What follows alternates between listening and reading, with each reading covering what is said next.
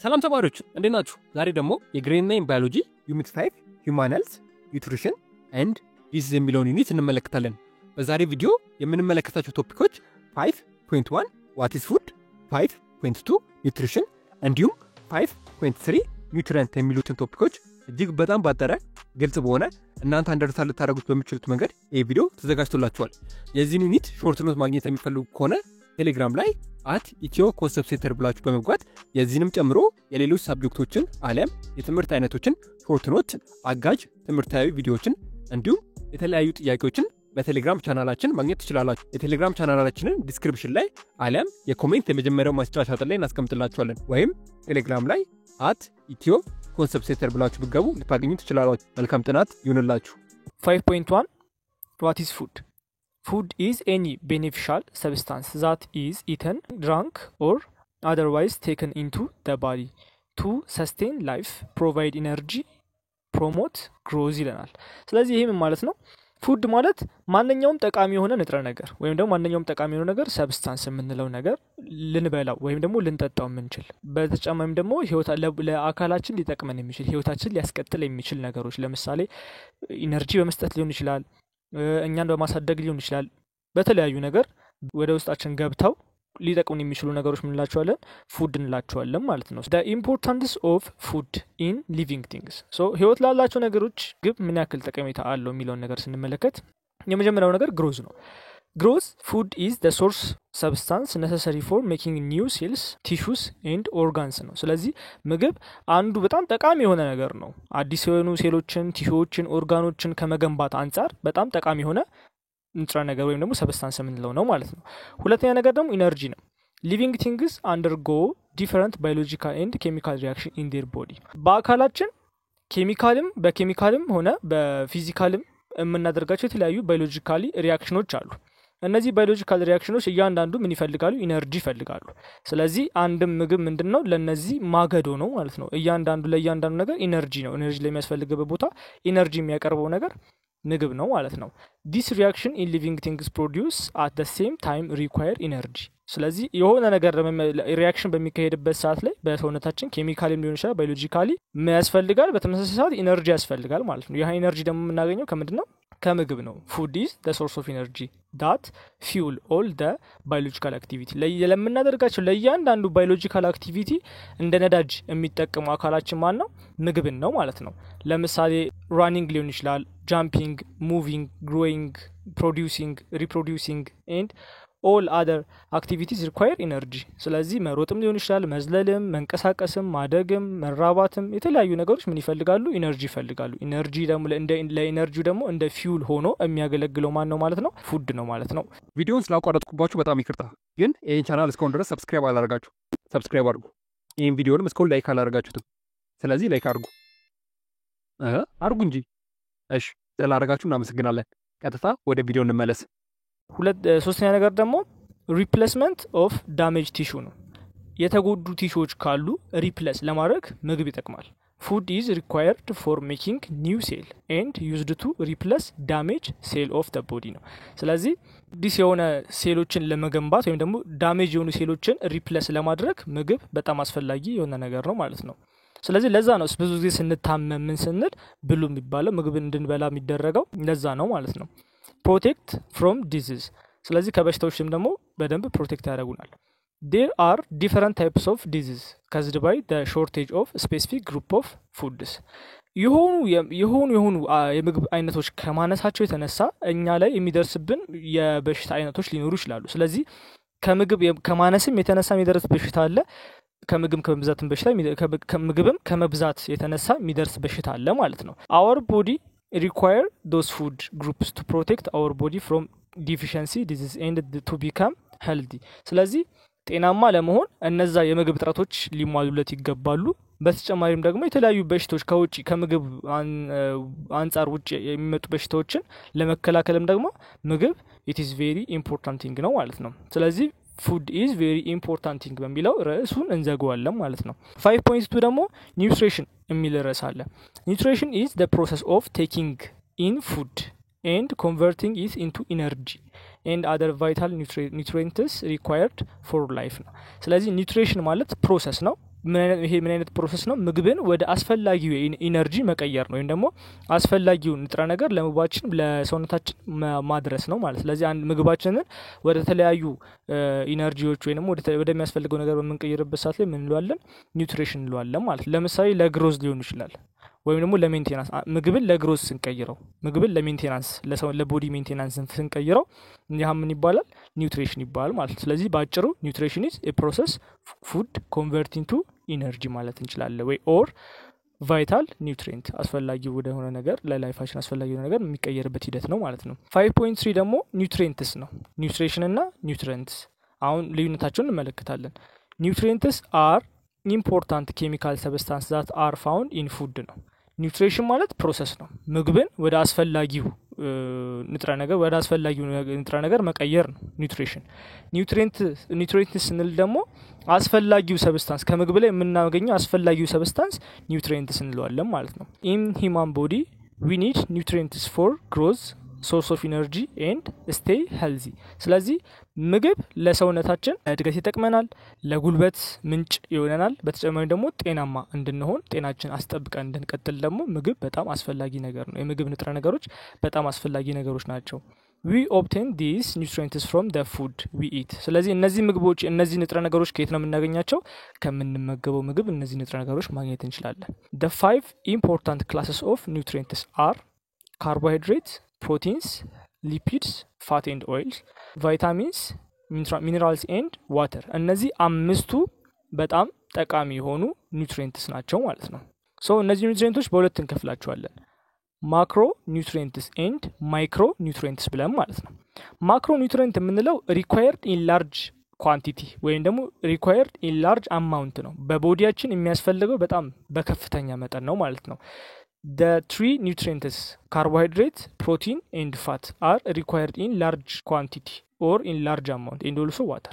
ስለዚህ ውሃን ጨምሮ በዋነኝነት ካርቦሃይድሬትን፣ ፕሮቲንን እና ፋትን ሰውነታችን አጥብቆ በሰፊ ይፈልገዋል ማለት ነው። በመቀጠል ደግሞ የምናየው ደግሞ ማነው? ማይክሮ ኒውትሪየንት ነው። ይሄ ማነው? ማክሮ። ይሄ ደግሞ ማይክሮ ኒውትሪየንትስ የምንላቸው ደግሞ ኒድድ ኢን ቬሪ ስሞል ኳንቲቲ ናቸው። የሚያስፈልጉት ለሰውነታችን በአነስተኛ መጠን ብቻ ነው ማለት ነው። እነዚህ ማን ናቸው?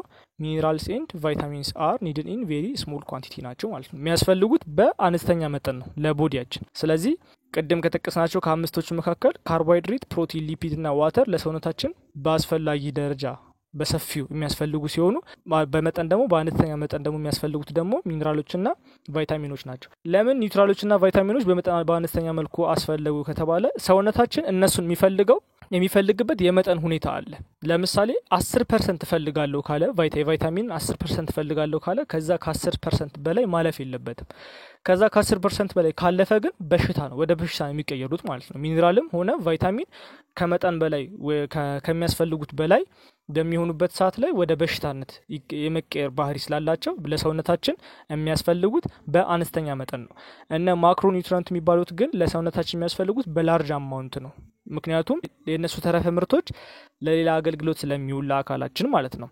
ስለዚህ ማክሮ ኒውትሪየንት ካልናቸው መካከል መጀመሪያ የምንመለከተው ካርቦሃይድሬትን ነው ማለት ነው። Carbohydrates are types of nutrients that provide energy for the human body. So carbohydrate ማክሮ ኒውትሪየንት ካልናቸው መካከል ከነዛ ከሶስቶቹ ፕሮቲን፣ ካርቦሃይድሬት ኤንድ ፋት ካልናቸው መካከል ካርቦሃይድሬት አንዱ ሲሆን ይህም ደግሞ ለሰውነታችን ኢነርጂን ፕሮቫይድ ከሚያደርጉ ኒውትሪየንቶች መካከል አንዱ ነው ማለት ነው።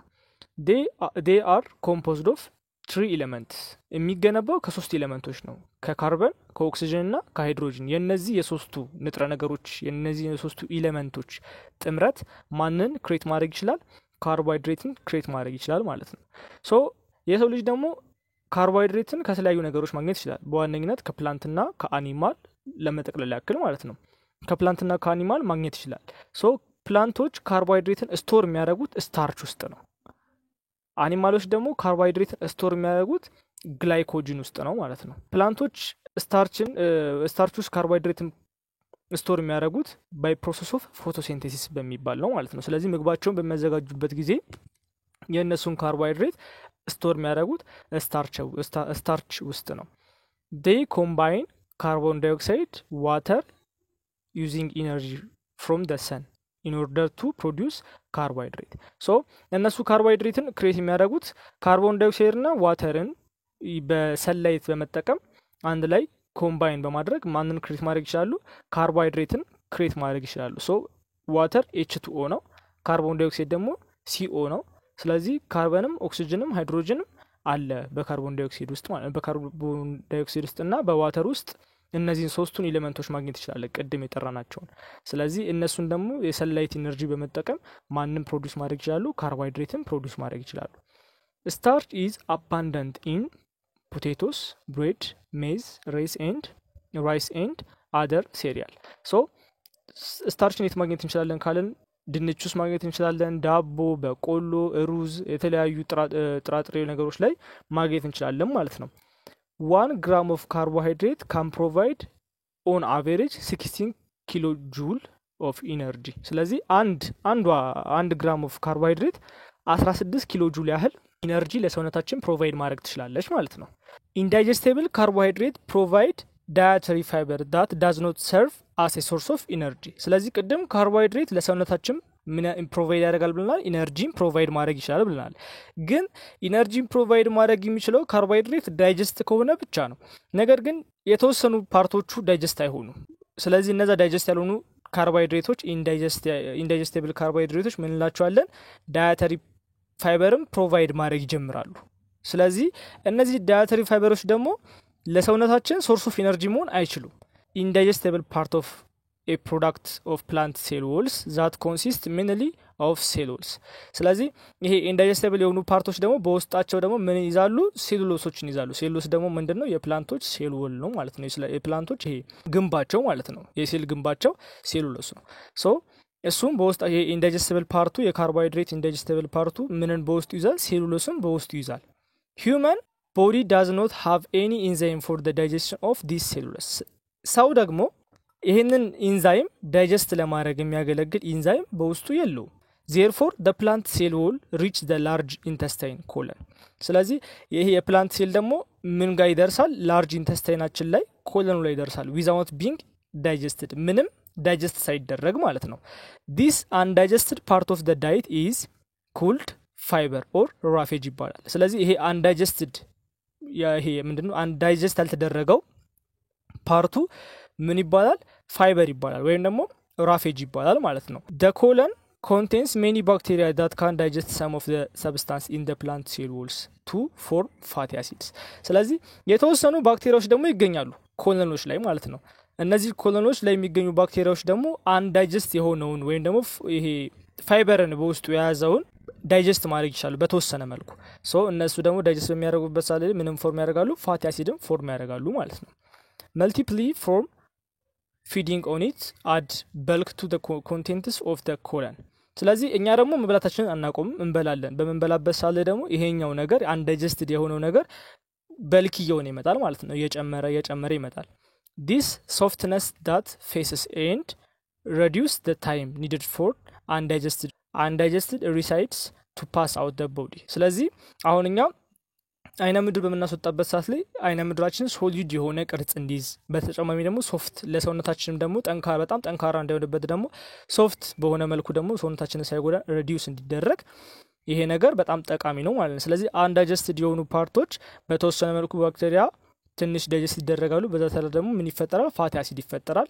በዛ ይሄኛው ደግሞ እየጨመረ በሚመጣበት ሰዓት ላይ ደግሞ ስትራክቸርድ ይሆናል ከዛ በኋላ በአይነ ምድር በኩል በሚወጣበት ሰዓት ላይ ለኛም አያስቸግረንም ማለት ነው so both effects help to prevent conception and keep the colon healthy and increase bowel movement ነው ስለዚህ ይሄ ነገር ምንድነው የሚጠቅመን አንደኛ ነገር የሰውነታችንን ኮሎን ወይንም ላርጅ ኢንተስታይን ውስጣችን ያለውን ግድግዳውን በደንብ ኪፕ ያደርግልናል ሲቀጥል ደግሞ እኛም ደግሞ አይነ ምድራችን በመናስወጣበት ሰዓት ላይ ብዙ እንትን አይኖርም ሙቭመንቱ ኢንክሪዝ እየጨመረ ስለሚመጣ ብዙም አያስቸግረንም ማለት ነው ኦኬ there are 3 types of carbohydrates one monosaccharide እንላቸዋለን ይሄ monosaccharide የምንለው the simplest carbohydrate is simple sugar or monosaccharide እንላቸዋለን ማለት ስለዚህ the simplest carbohydrate ማን ነው monosaccharide ወይንም the simplest sugar የምንለው monosaccharide ነው ማለት ነው ለምሳሌ ግሉኮስ ፍሩክቶስ እና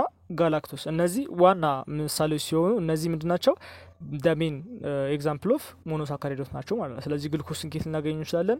ከተለያዩ ከፍራፍሬዎችና ከአትክልቶች ማግኘት እንችላለን። ፍሩክቶስን ደግሞ ከፍራፍሬና ከማር ማግኘት እንችላለን። ጋላክቶስን ደግሞ ከወተትና ከወተት አስተዋጽኦዎች ማግኘት እንችላለን ማለት ነው። ስለዚህ ይህ የሞኖሳካራይድ ጀነራል ፎርሙላ C6H12O6 በሚለው ፎርሙላ ነው። አብዛኞቹ ሳይሆን ጀነራል ፎርሙላው ይሄ ነው ማለት ነው የሞኖሳካራይድ።